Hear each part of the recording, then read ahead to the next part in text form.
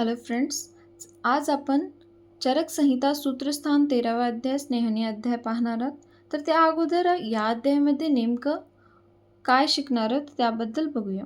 तर त्यामध्ये पहिला स्नेहयोनी किती आहेत, स्नेहाचे प्रकार कोणते आहेत, स्नेहाचे गुण कोणते आहेत, स्नेहपान काळ कोणते, अनुपान, स्नेह प्रविचारणा किती आहेत व कोणते आहेत, स्नेहाची मात्रा कोणती आहेत, स्नेह योग्य पुरुष कोणते आहे, स्नेह अयोग्य पुरुष कोणते आहे, अस्निग्ध लक्षणे, सम्यक स्निग्ध लक्षणे, अतिस्निग्ध लक्षणे, स्नेहपान पूर्वकर्म, स्नेहपान पश्चात्कर्म, कोष्ठ परीक्षा, मृदू कोष्टी आहे, क्रूर कोष्टी आहे, स्नेह व्यापद म्हणजे काय, स्नेह व्यापद चिकित्सा, स्नेह व्यापदांची कारणे कोणती, स्नेह निषेध.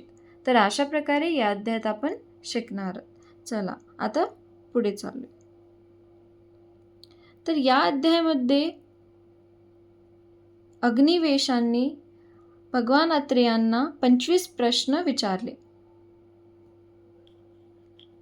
तर या अध्यायाचे उत्तर अत्रेयांनी पुढे सांगत आहे. ओके. तर स्नेहाची योनी किती, 2 योनी आहेत. तर स्नेहाचे 2 योनी कोणते आहेत, एक स्थावर योनी, जांगम योनी. कोणते 2 योनी आहेत, स्थावर योनी आणि जांगम योनी.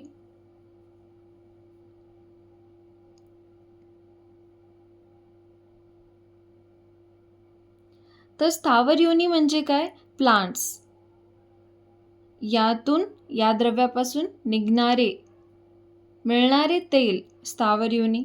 जांगम म्हणजे प्राण्यांपासून मिळणारे स्नेह पदार्थ, त्यांना जांगम योनी म्हणतात. याचे उदाहरण स्थावर योनीमध्ये तीळ तेल, एरंड तेल हे उदाहरण आहे.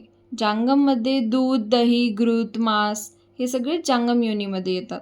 नंतर स्नेह श्रेष्ठता. तर स्नेह श्रेष्ठता म्हणजे तीळ तेल कशासाठी यूज होतो, एरंड तेल कशासाठी यूज होतो, मुख्यतः त्याचा श्रेष्ठपणा कोणत्या श्रेष्ठ कार्यात यूज होतो हे सांगितले आहे. तीळ तेल हा बलवर्धक आहे, एरंड तेल विरेचन कार्याकरिता श्रेष्ठ आहे. आता आपण पाहूया स्नेहाचे प्रकार. स्नेहाचे मुख्य प्रकार 4 आहेत. तो म्हणजे घृत, तैल, वसा, मज्जा. तर यामध्ये सर्वश्रेष्ठ कोण आहे, घृत आहे. तर कारण सांगत आहेत, संस्कारानुवर्ती. आता संस्कारानुवर्ती म्हणजे काय, जर घृतामध्ये इतर कोणतेही द्रव्य टाकले तर त्या द्रव्यांचे जे गुण आहे ते स्वतःमध्ये धरून ठेवतो आणि जे स्वतःचे पण गुण आहे तो सोडत नाही, तो पण त्याग करत नाही. म्हणून दोन्ही गुण घृतामध्ये आले तर घृत हा सर्वात काय आहे, श्रेष्ठ स्नेह आहे. नेक्स्ट आता स्नेहांचे गुण बघूया. तर घृतामध्ये, तैलमध्ये, वसामध्ये, मज्जामध्ये कोणते विशिष्ट गुण आहे ज्या कारणांमुळे युजफुल होतात. तर घृत हा वातपित्त शामक आहे. घृत काय आहे, स्नेहाचे गुण इम्पॉर्टंट आहे. तर घृत हा पित्त आणि वात शामक आहे आणि कोणत्या कोणत्या धातूंसाठी युजफुल आहे, हितकर आहे, रस, शुक्र आणि ओजरस. नंतर दाहशामकसाठी, शरीर मार्दवकर करण्यासाठी, स्वर वर्ण प्राप्त करण्यासाठी घृताचा यूज होतो. तैलाचा यूज कुठे होतो, वातग्न तैल आहे हे आपल्याला माहित आहे. तेलाचे शमन करण्यासाठी, वात व्याधीचे शमन करण्यासाठी तैल यूज होतो, आपल्याला माहिती आहे. पित्त व्याधीसाठी शमन करण्यासाठी घृत होतो वापर, ते आपल्याला माहिती आहे. वात, पित्त, कफ. वातसाठी कोणतं, तैल, पित्तासाठी घृत, कफसाठी मधु, हे आपल्याला माहिती आहे. तर तैल वातग्न आहे पण कफाचा वर्धन करतो का, नाही, कफाचा वर्धन नाही करत. तैल हा बलवर्धक आहे, त्वचेसाठी हितकर आहे, म्हणून तर आपण तेल वापरतो त्वचेसाठी. स्थैर्यकर आहे. योनी विशोधन. नंतर आपण आता पाहूया वसा. वसाचा मुख्यतः वेदना शमन. तर वेदना शमन कोणाकोणासाठी आहे? जर आपल्याला काही मार लागला आहे, या कारणामुळे मार, आघात वगैरे झाला आहे, तर त्याची वेदना नष्ट करण्याचा गुण हे वसामध्ये आहे. मग योनी, कर्ण, शीर या प्रदेशामध्ये पण वेदना झाला तर वसा हा वेदना काय करतो? नष्ट करतो. वाजीकर गुणांची आहे. मग जो व्यक्ती नित्य व्यायाम करतो तर तो कसे वसेचा सेवन केल्याने हितकर ठरते. आता हा झाला वसा. आता आपण पाहूया मज्जा. मज्जा हे बलवर्धक आहे. मज्जा म्हणजे काय? ते बोन मॅरोमध्ये जो पदार्थ मिळतो त्याला मज्जा म्हणतात.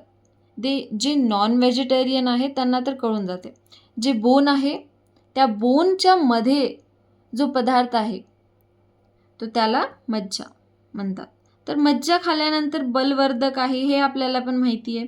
त्यामुळे शुक्रवर्धन, रसाची वृद्धी, कफाची वृद्धी, मेदाची वृद्धी, मज्जाची वृद्धी होते. अस्थिंचे बल पण वाढवतो. जर बोन मॅरो मधला तो घट्ट झाला तर बोन पण घट्टच होईल ना. तर त्यामुळे अस्थिंचे बल वाढवते. हे झाले स्नेहाचे गुण. आता आपण बघूया स्नेहपान कोणत्या ऋतूमध्ये कोणता स्नेहपान केला पाहिजे. ठीक आहे. तर शरद ऋतूमध्ये घृताचं सेवन केला जातो. वसंत ऋतूमध्ये वसा आणि मज्जाचं सेवन केला जातो. प्रावृट ऋतूमध्ये तैलाचं सेवन केला जातो. ठीक आहे. तर यासाठी छोटासा ट्रिक म्हणजे व आणि व. वसंत, वसा आणि मज्जा. आणि हे आपल्याला माहिती आहे की प्रावृट ऋतूमध्ये तैलाचा यूज होतो. तर झालं, राहिलंच काय? एक आहे शरद ऋतूमध्ये घृत. ठीक आहे. एवढं आपल्याला पाठ करायला पाहिजे. बाकीचं सगळं हे आपल्याला येऊन जाईल. वसंत, वसा आणि मज्जा, प्रावृट, तैल, शरदमध्ये घृत. ठीक आहे.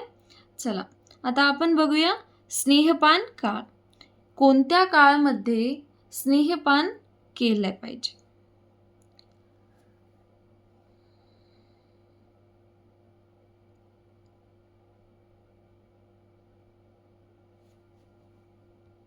चला आता वात आणि पित्त अधिक्य असेल उष्ण काळामध्ये सेवन, रात्री स्नेहपान केला पाहिजे. कफ अधिक्य असेल शीतकाळामध्ये दिवसा स्नेहपान केला पाहिजे. जर असा केला नाही तर याचे दुष्परिणाम कळते आपल्याला. दुष्परिणाम म्हणजे काय? सिम्पटम्स दिसतात आपल्याला. जर याच्या ऑपोजिट म्हणजे वातपित्त अधिक्य असेल अत्यंत उष्ण काळामध्ये रात्रीच्या ऐवजी दिवसा आपण केलो स्नेहपान तर याचे उपद्रव याचे सिम्पटम्स दिसेल आपल्याला. काहीतरी व्याधी दिसेल. तर यामध्ये कोणती व्याधी आहे? मूर्छा, तृष्णा, उन्माद, कामला. आणि याचंच खाली कफ अधिक्य असेल आणि शीतकाळामध्ये दिवसाच्या जागी रात्री सेवन केला तर यामध्ये सुद्धा व्याधी निर्माण होतो. तो म्हणजे अनाह, अरुची, शूल, पांडू. तर हे दोन्ही व्याधी मिक्स होऊन जातील आणि आपल्याला थोडंसं कन्फ्यूज होऊन जाईल. तर यासाठी ट्रिक इम्पॉर्टंट आहे. तर याचं ट्रिक म्हणजे आता वात पित्त अधिक्य असेल तर याचं ट्रिक काय आहे? MP UK. MP plus UK. यम म्हणजे मूर्छा, पी म्हणजे पिपासा, पिपासा म्हणजेच तृष्णा, यू म्हणजे उन्माद, के म्हणजे कामला. आता हे सोप्पा झाला आणि आपल्याला लक्षात पण येईल. ठीक आहे. वात पित्त अधिक्य असेल तर MPUK. ठीक आहे. आणि जर कफ अधिक्य असेल आणि तो शीतकाळामध्ये दिवसाच्या ऐवजी रात्री घेतला तर यामध्ये व्याधी निर्माण होईल. तर याचं ट्रिक काय आहे? पा का शूल,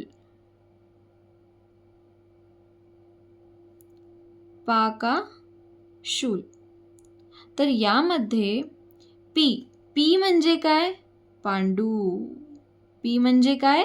पांडू. ए कोणता पण ए चालते. आता हे अनाह घ्या, अरुची घ्या, कोणता पण ए आहे, दोन्ही ए येईल ह्याच्यामध्ये. ओके. तर अनाह पहिला ए, दुसरामध्ये अरुची. का शूलमध्ये शूल. ठीक आहे. आता एवढं कळालं आपल्याला. तर हा कधीही विचारला तर हा ट्रिकनुसार आठवण केला तर हा लक्षात राहील. चला आता आपण पाहूया स्नेहपान अनुपान.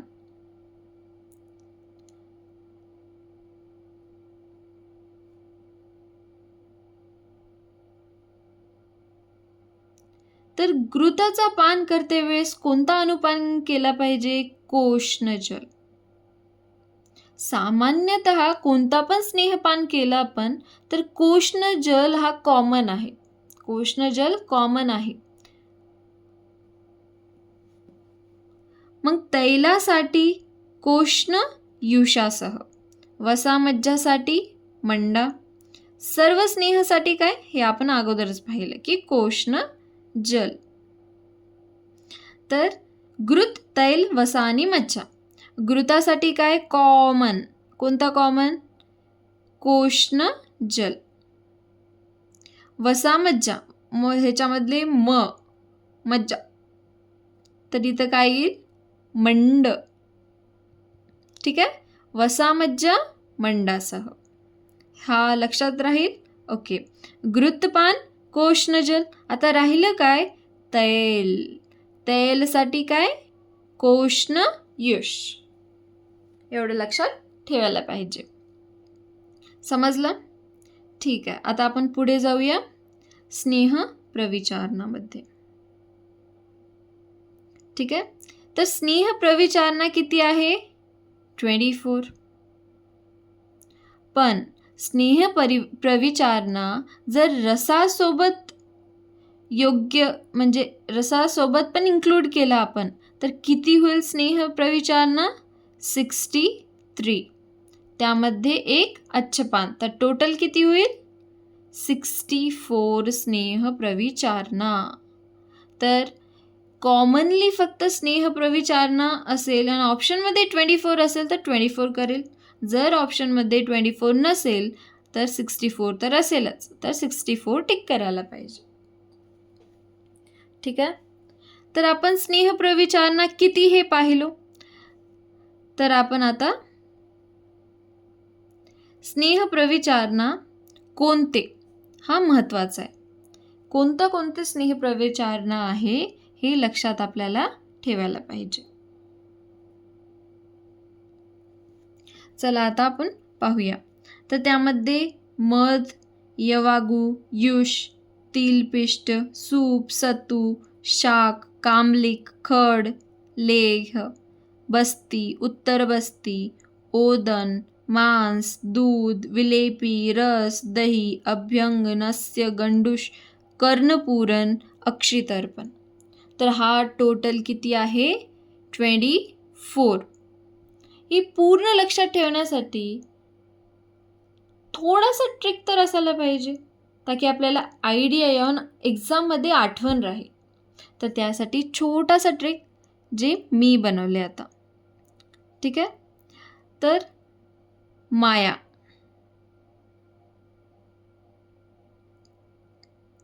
ट्रिक काय आहे?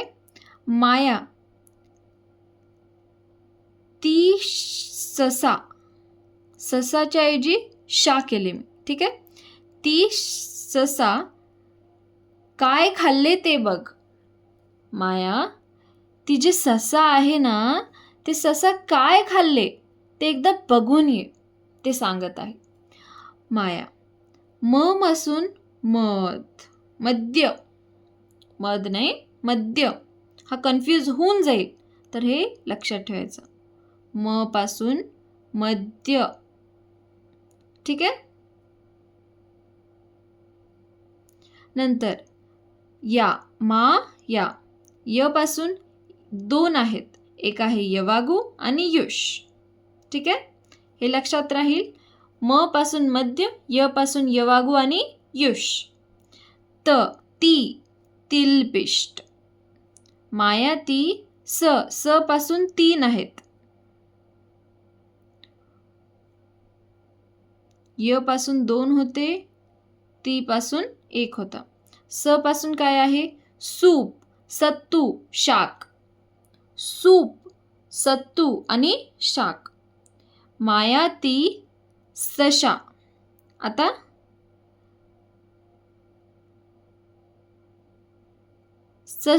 ससा, मी इथं शा लिहिले कारण काय, इथं शाक तुम्हाला कळून जा त्यासाठी. ठीक आहे. ससा.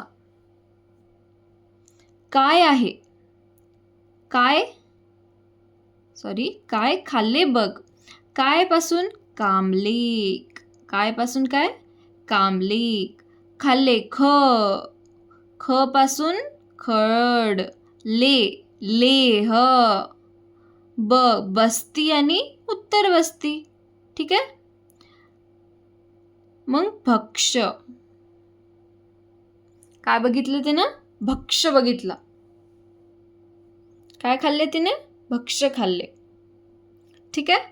नंतर आता आपण हे झालं, एवढं मी ट्रिक केलं, पण बाकीचं जे आहे ते आठवण राहील अशा तऱ्हेने मी एवढंच ट्रिक केलं. तर बाकीचं सिंपल आहे, तर ते पाहूया आपण. ते आहे ओदन विलेपी. दोघं सोबत आठवण केलं तर होऊन जाईल. ठीक आहे, होऊन जाते. नेक्स्ट, मांस आणि रस. हा दोन्ही शब्द एक नाही आहे बरं का. ओदन वेगळा आहे, विलेपी वेगळा आहे, मांस वेगळा आहे, रस वेगळा आहे. नंतर काय? दूध दही.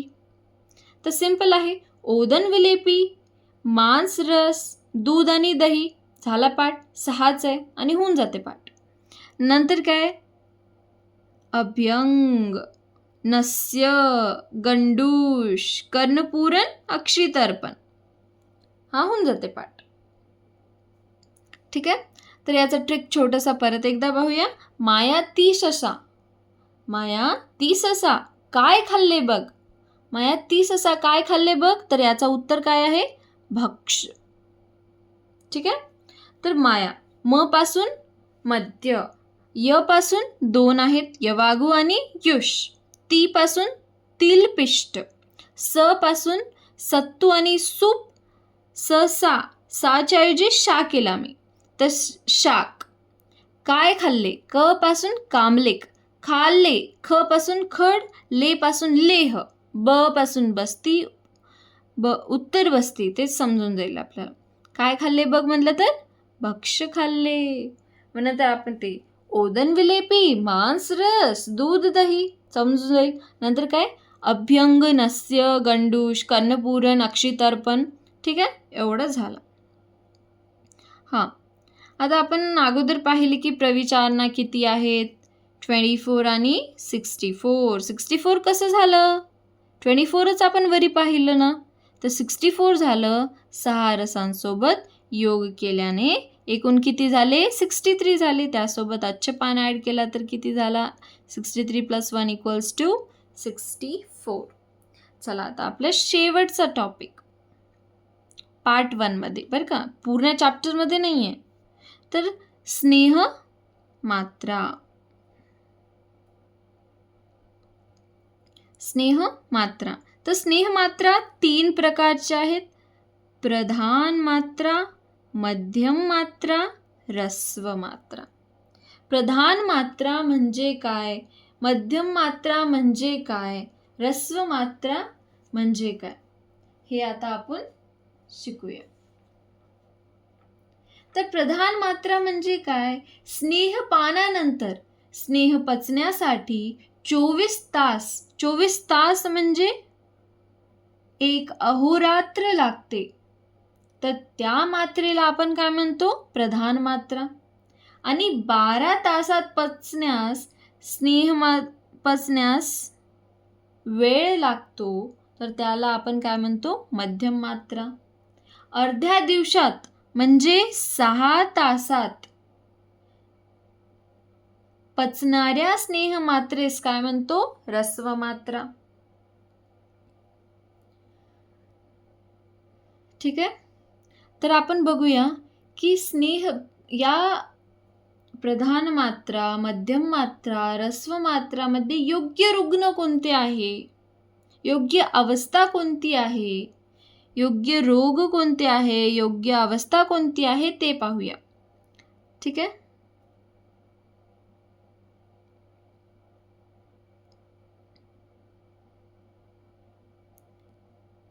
चला आता. तर प्रधान मात्रा मध्ये सर्पदंश रोगी, विसर्प रोगी, उन्माद, गुल्म, मूत्रकृच्छ, विबंध, तर या रोगी प्रधान मात्रा मध्ये स्नेहपान करायला पाहिजे. ठीक आहे. तर त्याची अवस्था कोणती आहे? स्नेह सात्म्य. सात्म्य म्हणजे काय? त्याला सवय झाली आहे त्या व्यक्तींना. ठीक आहे. मग तृष्णा, क्षुधा, वेगधारण, तीक्ष्ण अग्नी, उत्तम शरीर बल असणारे, तर या सगळ्यांना प्रधान मात्रा दिली पाहिजे. आणि मध्यम मात्रा कोणत्या व्यक्तीला दिली पाहिजे? कुष्ठ, कंडू, प्रमेह, वातरक्त, पामा, विस्फोट, पीडिका, अरुंशी. तर कॉमनली आपण जर सांगितलं तर त्वचा विकार रोगी, वात रक्त रोगी, प्रमेह रोगी यांना काय दिले पाहिजे? मध्यम मात्रा स्नेहपान. अवस्था कोणती आहे? मृदुकोष्ठी. ओके. मृदुकोष्ठी व्यक्तींना मध्यम, मृदुकोष्ठी व्यक्तींना मध्यम, ज्याची अग्नी मध्यम आहे, बल मध्यम आहे, त्यांना तर मध्यमच आहे. ठीक आहे. आता आपण बघूया ऱ्हस्व मात्रा. तर यामध्ये ज्वर, कास, अतिसार, तर यामध्ये स्नेहपान किती दिले पाहिजे? ऱ्हस्व. ज्वर, कास, अतिसार हा तिन्ही इम्पॉर्टंट आहे. हे तिन्ही पाठ करून घ्यायला पाहिजे. ज्वर, कास, अतिसार. तर त्याची अवस्था काय? रिक्त कोष्ठी, मंद अग्नी, वृद्ध, बालक, सुकुमार आणि अवर बल असणारे. अवर म्हणजे काय? कमी बल असणारे. जास्त बल असणारे प्रधान, मध्यम बल असणारे मध्यम मात्रा, कमी बल असणारे ऱ्हस्व, मंद अग्नी असणारे ऱ्हस्व, मध्यम अग्नी असणारे मध्यम मात्रा, तीक्ष्ण अग्नी असणारे प्रधान मात्रा. ठीक आहे. पार्ट फर्स्ट आता आपला संपला आहे. तो थँक्यू गाईज.